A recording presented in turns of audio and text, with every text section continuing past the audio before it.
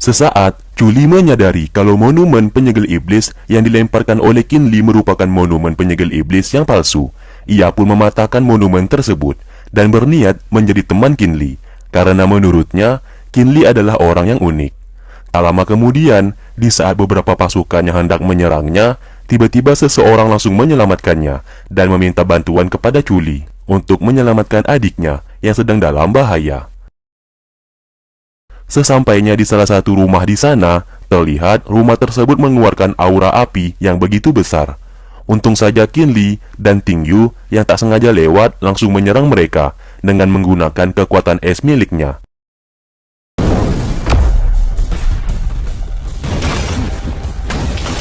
Merasa ditipu oleh kedua orang itu, Chuli berusaha untuk menangkap mereka. Namun siapa sangka, di saat Chuli melempar peta hitam nirvana ke salah satu pohon di sana, terlihat mutiara ungu tiba-tiba muncul di dalam pohon tersebut.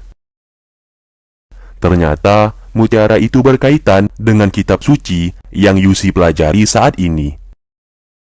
Sesaat, Yusi masuk ke dalam alam bawah sadarnya dan melihat Qin Li dibunuh oleh seorang perempuan.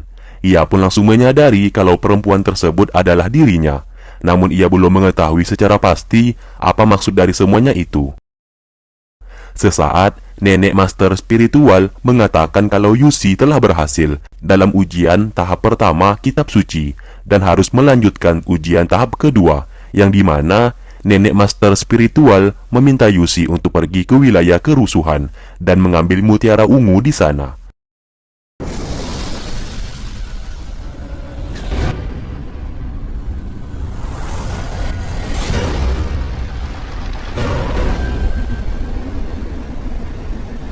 Mendengarkan hal tersebut, dengan cepat Yusi meminta nenek spiritual itu untuk mengirimnya ke sana. Di lain tempat, Suan berusaha mengejar Huang yang ia anggap telah berbuat licik saat berada di makam klan dewa, dan pertarungan antara mereka pun terjadi.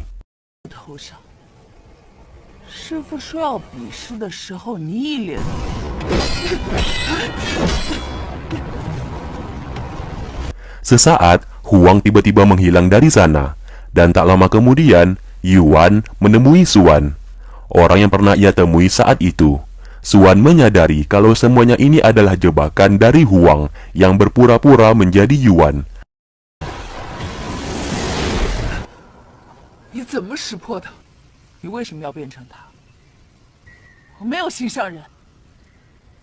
Merasa gagal membohongi Suan, akhirnya Huang memilih untuk kabur dari sana. Sesaat, Suan tiba-tiba kembali melihat Yuan. Merasa kalau ini masih ulah dari Huang, ia pun dengan cepat berusaha menyerangnya. Namun siapa sangka, orang yang ia serang ternyata adalah Yuan yang asli. Sementara itu, terlihat Si berusaha menghindar dari Soyang dan tidak memperdulikan semua perkataannya. Lalu, ia tak sengaja bertemu dengan seseorang, dan orang tersebut bernama Qianji. Sesaat Qianji mengatakan kalau maksud dari kedatangannya hanya ingin membunuh Si.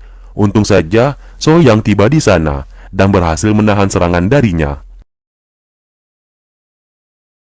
Di sini, Qianji menjelaskan kalau Si terkena racun cacing penyihir, yang dimana suatu saat nanti Si akan kehilangan kesadarannya dan menuruti semua perintah dari orang yang telah menaruh racun tersebut. Maka dari itu, sebelum semuanya ini terjadi, Qianji berniat untuk membunuhnya. Terlihat Soyang berpura-pura mempercayai perkataannya. Di saat Soyang yang hendak mendekati Si, tiba-tiba ia langsung menyerang Qianji dan berhasil membuatnya pergi dari sana. Ternyata semuanya ini adalah ulah dari Huang yang mendapatkan sebuah misi dari ketua sekte penyihir hitam, yang dimana ketua sekte penyihir hitam berencana akan merebut monumen penyegel iblis. Mengetahui Si merupakan teman dari Qin Li, ia pun memberikan racun cacing penyihir hitam kepadanya untuk melancarkan rencananya tersebut. Sesampainya di wilayah kerusuhan, terlihat Yusi mendatangi sebuah pohon besar di sana dan melihat kalau mutiara ungu yang ia cari telah hilang. Menyadari ada yang tidak beres, Yusi pun berniat mencari keberadaan mutiara ungu tersebut.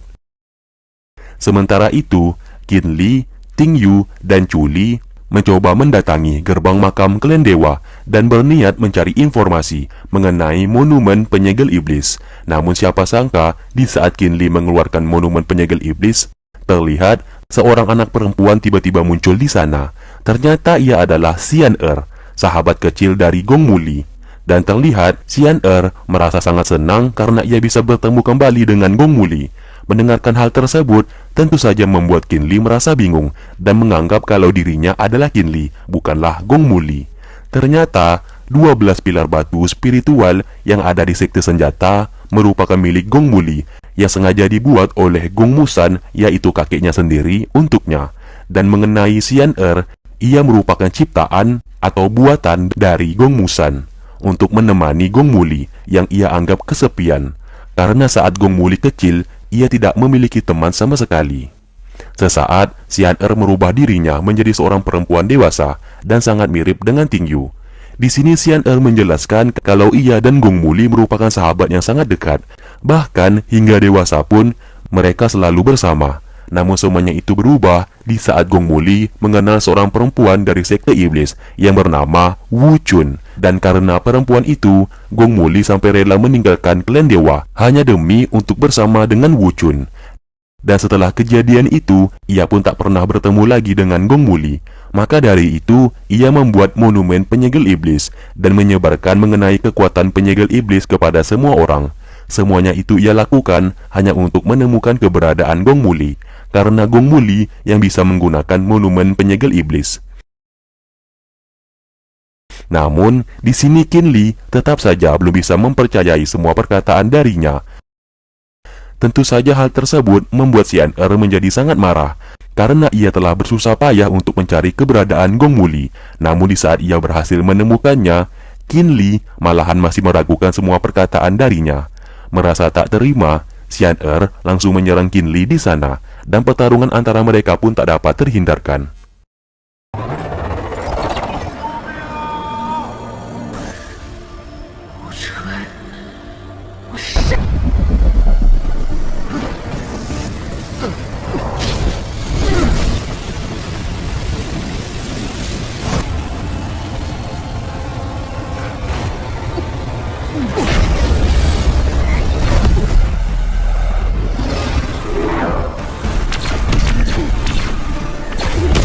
Terlihat Qin Li menggunakan kekuatan ke-12 pilar miliknya dan berhasil mengalahkan Xian Er dengan kekuatannya tersebut.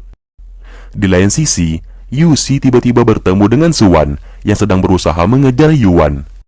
Oke, kita ulang. Yu Xi tiba-tiba bertemu dengan Suan yang sedang mengejar Yuan. Oke, lanjut. Melihat hal tersebut, tentu saja membuat Yu Xi merasa senang karena bisa bertemu kembali dengan adiknya. Namun, Suan tidak memperdulikan semua perkataannya dan mengatakan kalau ia tidak mengenal Yu Xi. Tak lama kemudian, Huang dan Xi tiba di sana. Di sana Huang menyuruh Xi untuk membunuh mereka. Xi yang telah terpengaruh racun cacing penyihir akhirnya menuruti semua perkataannya.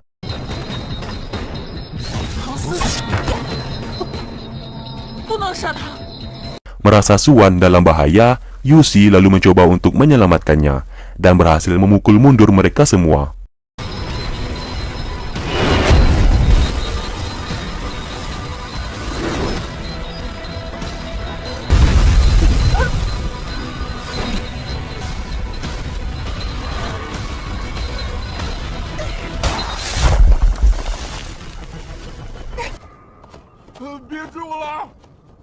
Ternyata tak hanya Xi, terlihat Huang juga berhasil mempengaruhi beberapa pasukan di kota Giok Hitam dan menggunakan mereka untuk menyerang pasukan di sana.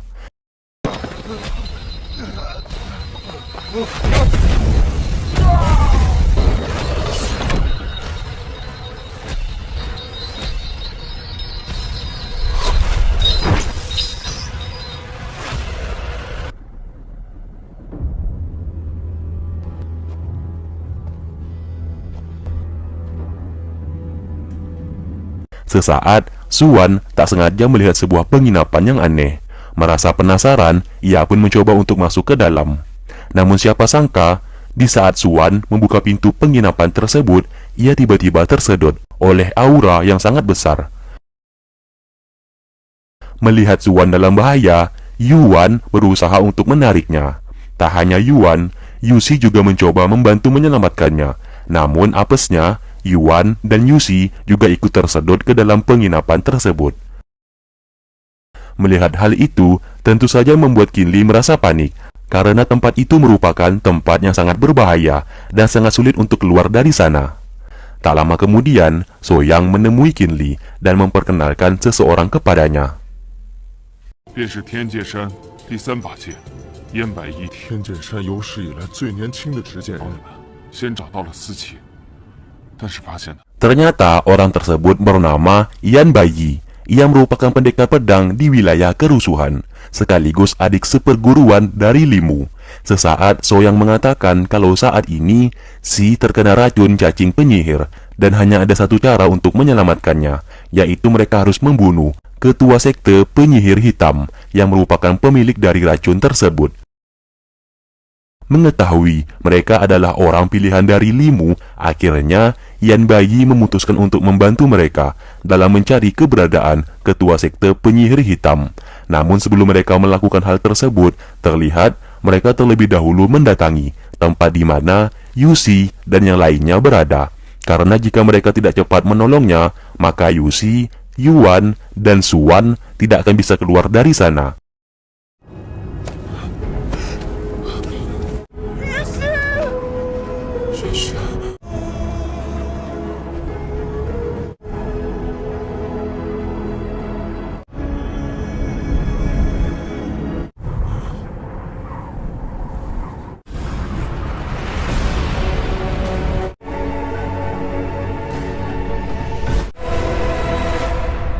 Dengan menggunakan kekuatan 12 pilar batu spiritual, akhirnya Qin Li bisa membuka pintu tersebut.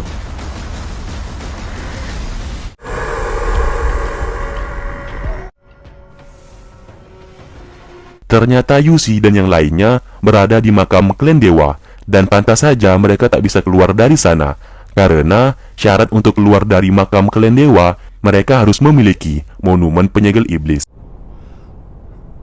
那人是什么？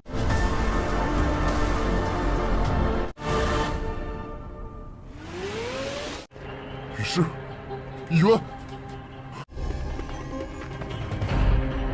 Setelah Qin Li berhasil menemukan mereka, ia pun langsung memeluk Yusi di sana dan melihat beberapa leluhur mereka terdahulu yang merupakan seorang master dari berbagai 雷 elemen. 尊为首，燕尊居二，尊和冰尊亦是9层净坛的巅，但他们修为都已达到了御史境。 Tak lama kemudian, Yan Baiyi tiba-tiba berniat mengambil semua kekuatan leluhur mereka. Untung saja tindakannya berhasil digagalkan oleh Qin Li. 天剑山第3把剑燕白衣， Ternyata ia adalah ketua sekte penyihir hitam yang berpura-pura menjadi Yan Baiyi. Namun Qin Li dan yang lainnya sudah menyadari hal tersebut sejak lama dan memang sudah mengatur sebuah rencana untuk menangkapnya. Karena yang mereka ketahui kalau Yan Baiyi merupakan orang yang sangat jarang dijumpai oleh seseorang. Bisa dikatakan hampir tidak ada orang yang pernah bertemu dengan Yan Baiyi. Dan bagaimana mungkin orang seperti itu bisa berkeliaran di kota Giok Hitam? Mengetahui ketua sekte penyihir hitam dalam bahaya, Huang menemui mereka dan membawa orang-orang yang telah dipengaruhi olehnya. 你对唐思琪下了巫毒，我倒是想看你为何要对付我们。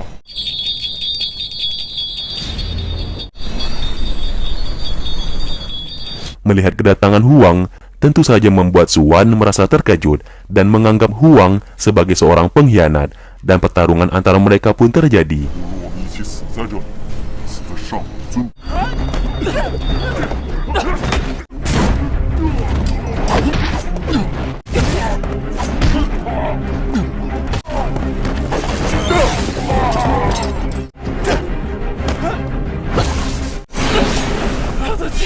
你醒醒！ 思琪，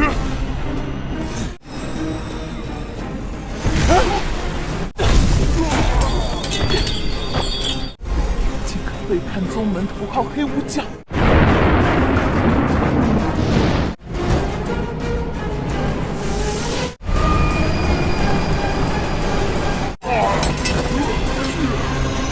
Terlihat Qin Li mengeluarkan monumen penyegel iblis dan berhasil membuka gerbang untuk kembali ke alam manusia. 师师， Namun tiba-tiba, Xian Er keluar dari gerbang tersebut dan mengatakan kepada Ting Yu kalau ia adalah dirinya.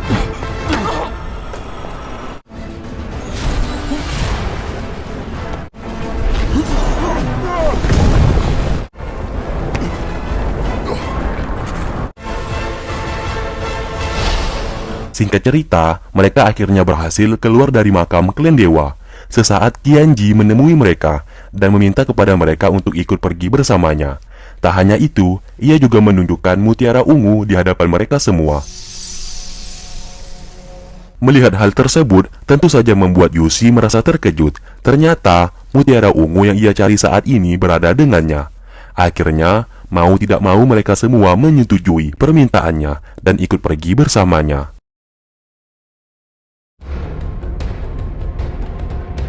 Sesampainya di sebuah tempat, Qianji menceritakan kalau ia adalah seorang pengembara dan semuanya itu ia lakukan hanya demi mencari seseorang yang bisa diajaknya untuk bertarung. Dan saat ini, hanya Yuxi yang ia anggap layak untuk bertarung melawannya, karena ia mengetahui kalau Yuxi merupakan pewaris dari kerajaan sekte iblis. Merasa diremehkan, Qin Li mencoba menahannya pergi dari sana, dan pertarungan di antara mereka pun tak dapat dielakkan.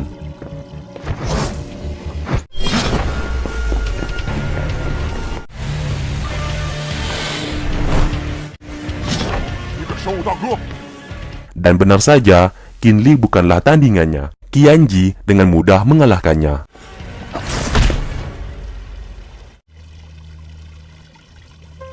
Singkatnya, Yuxi menemui Qianji.